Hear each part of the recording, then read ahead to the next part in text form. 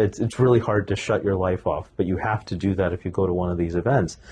And when you immerse, things happen emotionally, psychologically, all mentally, physically kinds of things. It was unexpected.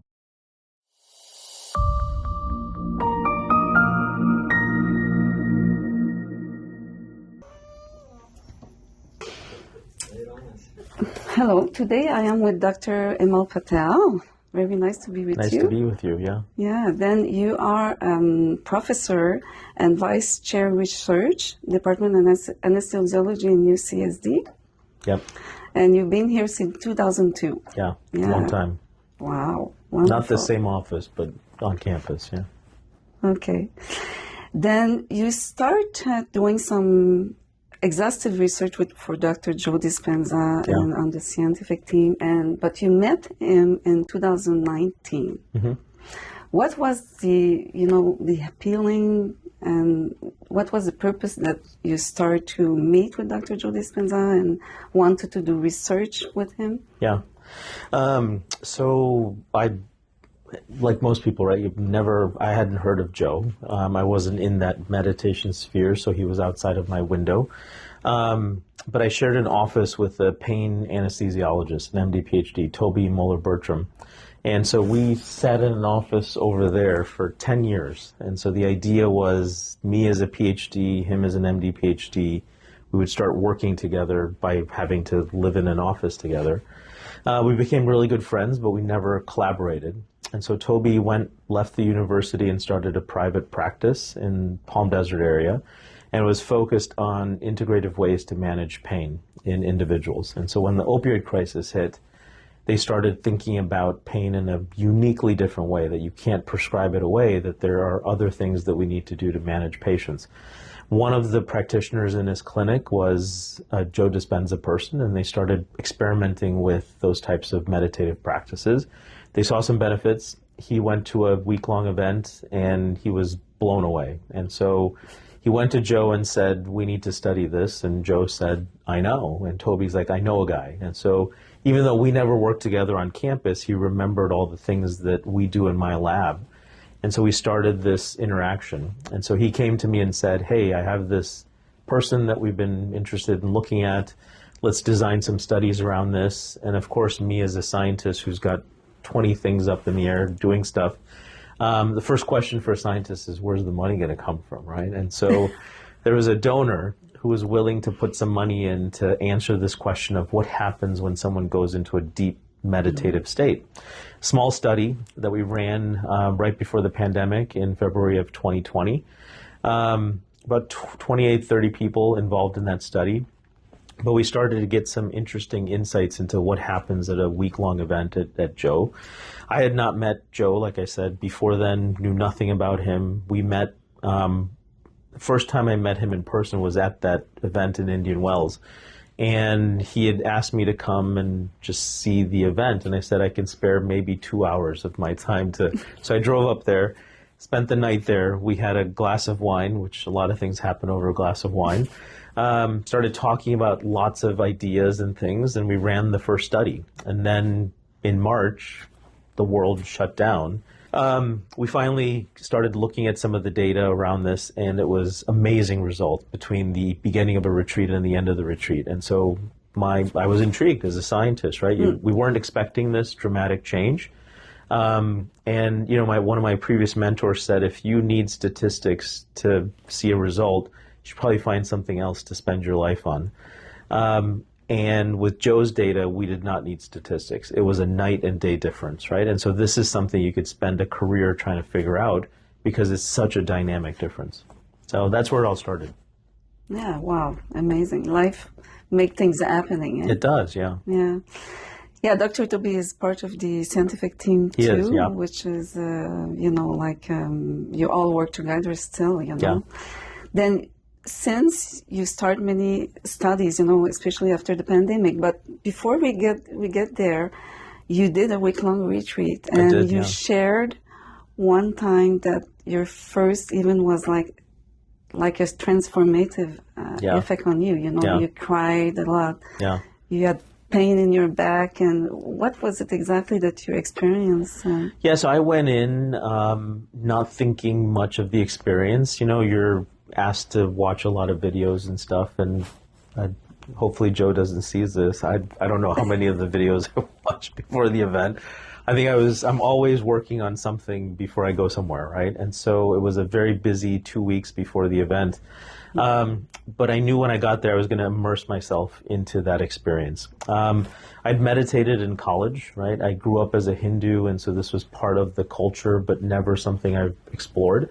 And in college, you have a lot of freedom to explore things like that. And so I had a guru, I had a mantra, I was into Western theology, so I was learning all about other religions, and so it was really a time of exploration. You were already sensitive to meditation. Yeah, and so, I mean, I in college, I had experiences where I could close my eyes and do some breath and be transported somewhere else, right? And felt like I was levitating and things like that. And you would think someone who has that experience would never stop doing it, but life happens, and kids and marriage and all these things, and I really forgot that until we found Joe. And so at this week long, this was transformative, right? I'd no work, it's really hard to shut your life off, but you have to do that if you go to one of these events. And when you immerse, things happen emotionally, psychologically, all mentally, physically kinds of things. It was unexpected. I was being guided by people who were there. I mean, he has amazing staff that walk you through, assisting you in terms of what you're going through. And so the experience was unlike anything. I cried a lot. I don't think I've ever cried that much in my life. And I think there was some trauma tied to that, right? The last time I cried that much was when my mother passed away. And so a lot of that week focused on that event because it was a focal point in my life.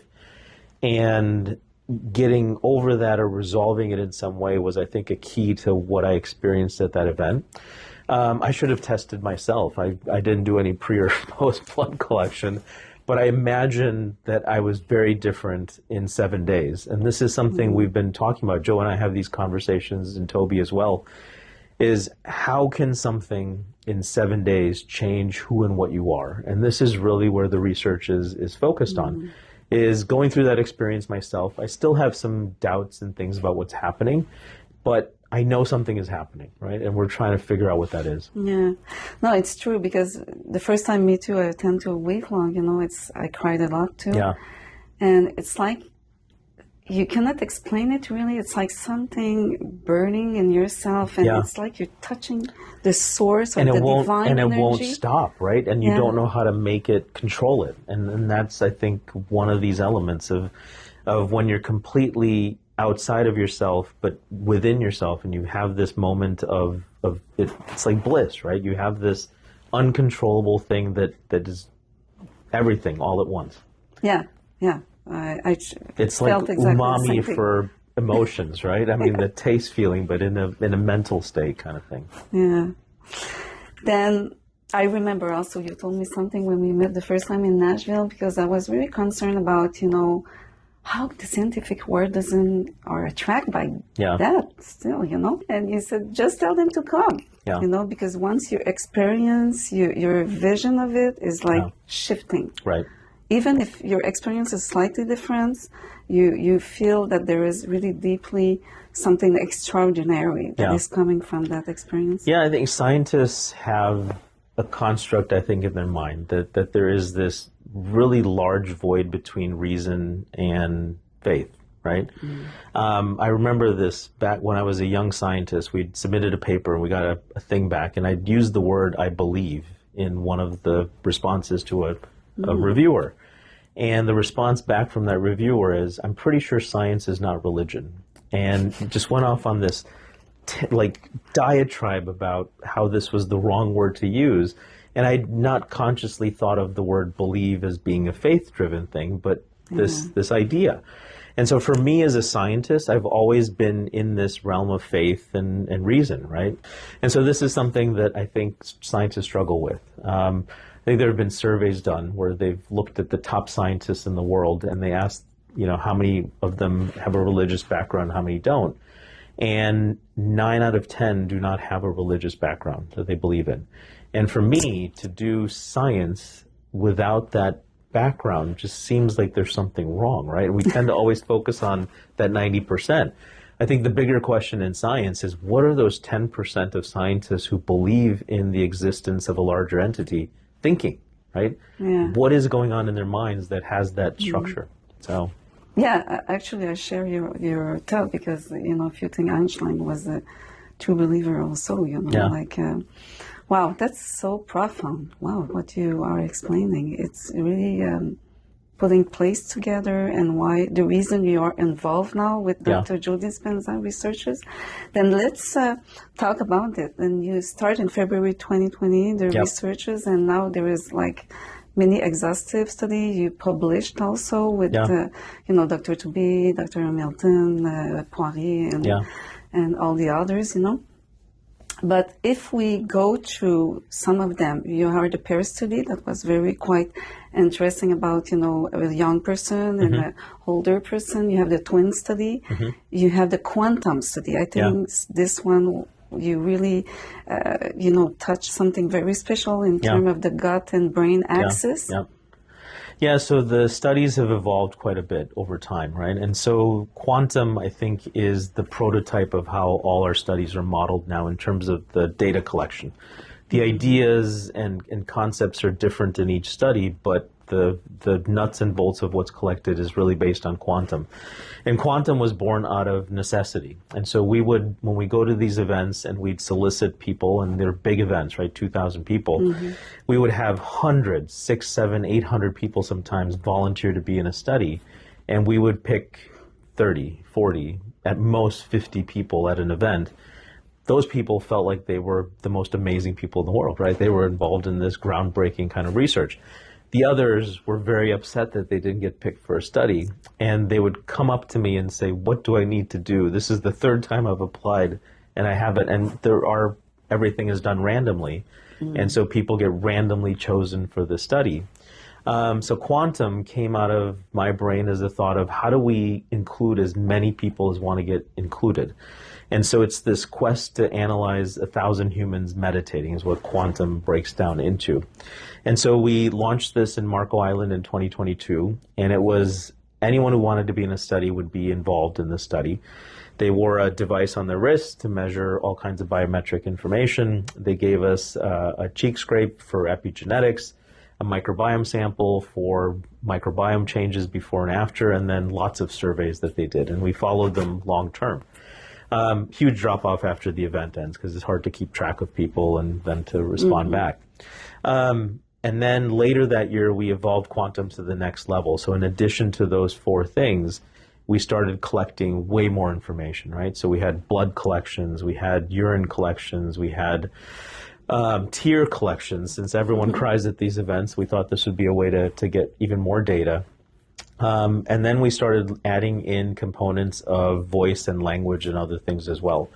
The idea is to expand to collect almost anything that comes off of and around you to get a sense of who and what you are and how you're evolving. And so this becomes the paradigm for every study. Can we study all of your omics, right? So all of these biological changes that you see at the big data level. So your transcripts in your RNA, your DNA changes, your protein changes, your metabolome changes, your microbiome changes, and then do all of those things come together, and can we find patterns in that? And then the thought behind the rest of the stuff becomes, and you do the math, and every check we write for these studies is hundreds and millions of dollars, right, to do this. To do all of that biological information gives you really high content and high value data set, but it's expensive. And so the thought was, could we somehow couple that to something that's cheap and easy to do? And so the thought was the video diary, right? So every event now we have this flip assays or flip videos that people do. So they record a video diary throughout their week. The concept behind this and the hypothesis is that as people go through this experience, they will evolve their use of words. And so we're working with someone in Oklahoma who can analyze and look at the dynamics of word choice and usage over a transformative experience. And then we thought, we have a pretty high-end video taken from cameras that are very good now. And so we've actually been training an AI to look at the face. And so we can look at eye blinks, we can look at the distance from here to here, how your mouth opens, right? Wow. All of these things that couple in real time to the words you're using. And then we're working with some musicians to then take the sound files and see how your intonation of your voice changes throughout the week. If we can then now track something to something that's free to do, to something that costs a lot of money through AI and machine learning algorithms, we'll be able to give someone a sense of their biological experience by just taking a video, right? Yeah. And the world is going to evolve because of this. I think it's going to be so much information.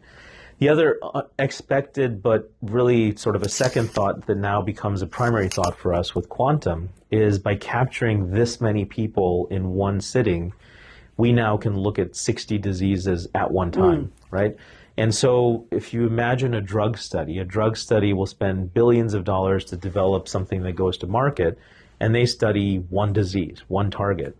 We're looking at Joe's intervention as a week-long event and how it targets 60 different diseases at one time. And so the information we'll gain on the disease modulation is going to be amazing. Yeah, I know. This is something I want to, talk with you, because I thought it's so great to have like 60 disease, 80 disease, you know.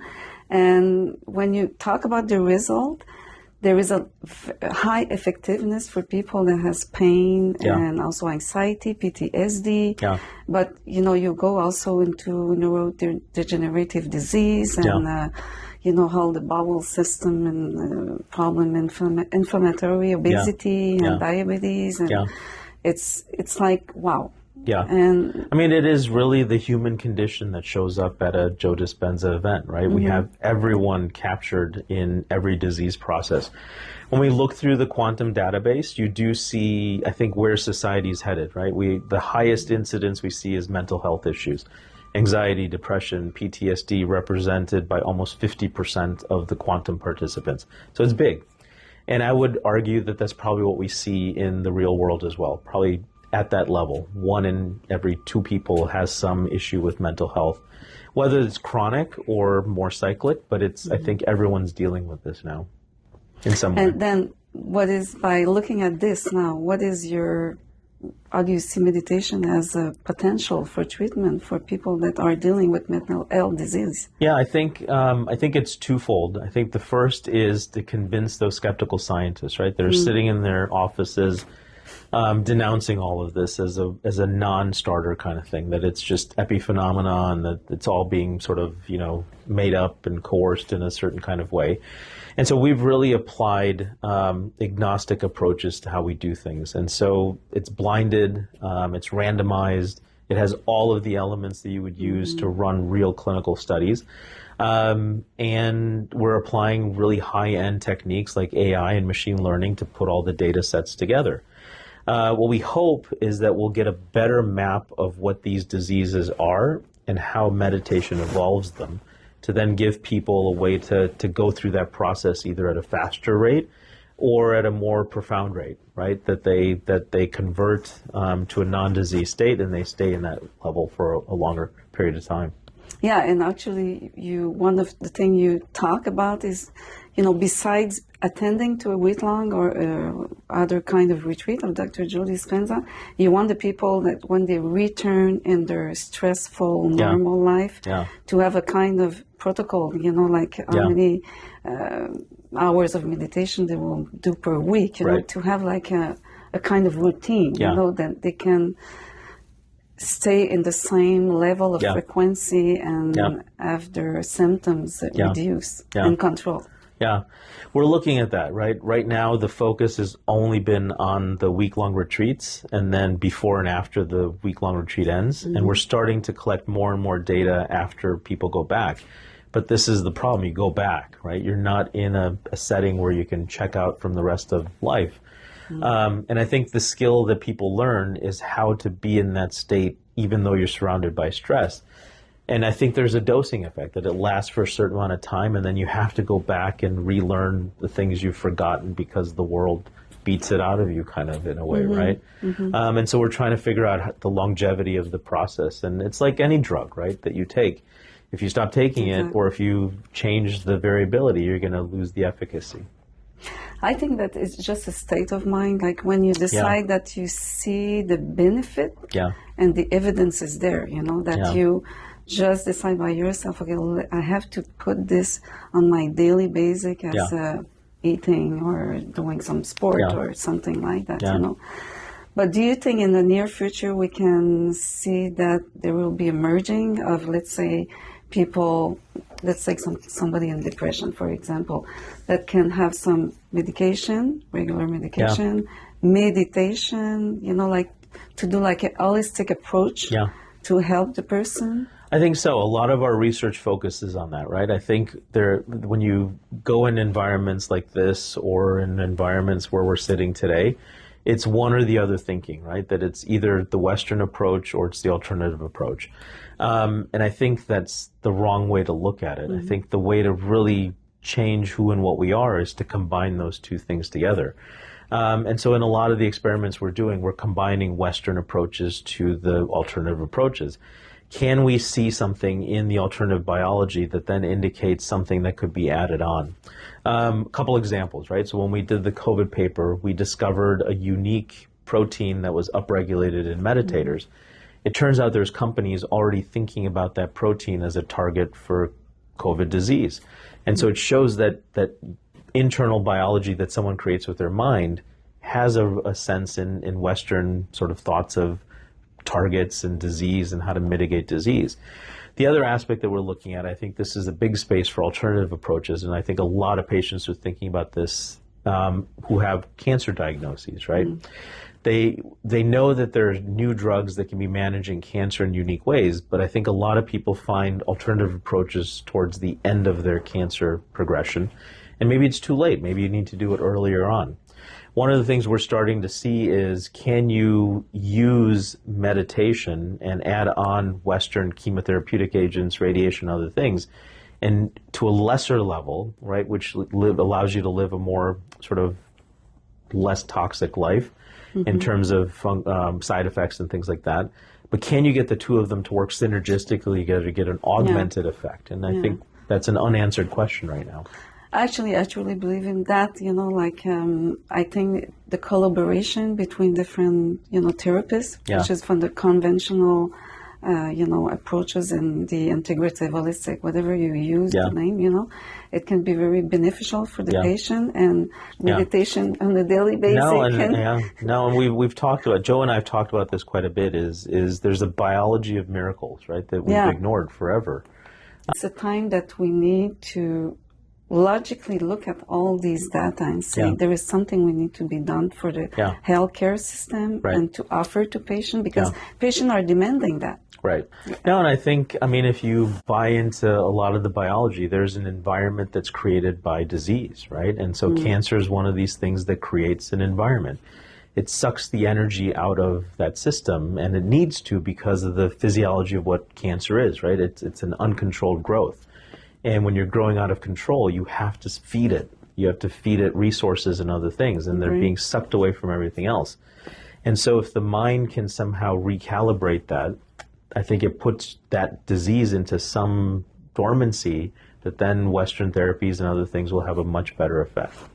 Actually, you know, I just had a thought. It's like if meditation is putting like the epigenetic alive, because you create a new environment, like you just explained, then you create the possibility of the change, then you change the expression of your genes, and this is how the disease you just described what we're looking for, right? This is where we're headed, right? This is the answer we're looking for right now. I mean, for me, it's clear. It's like it's already done. It's like I'm sure you're going to find it. I hope. Yes. You know, there's still that skeptical part of me that says maybe we're chasing the wrong thing. But I think the ability to do this in a randomized, controlled kind of way will get us at an answer. Whether it's right or wrong, right? We'll know. No, I know. As a scientific, we always need, you know, clear and response. And this is, I also appreciate when you mentioned in one of your Q&A that you really need to bring to get together a bunch of persons that are coming from different fields, scientific, musician, artist, creator, whatever, then we all can think together out of the box and see, okay, now we have these data, what we're gonna do with this, and what we have to offer to people. Right. This is the goal. Yeah. No, I agree. Yeah, and also maybe for the last words, if we can have a thought for people that are dealing with mental health disease. Yeah. I think everyone struggles with this, right? I think what most people think is that they're on their own and this is only them going through this. But I think I'm learning, going through this myself and family and other things and friends, that this is not an uncommon problem. It's everywhere.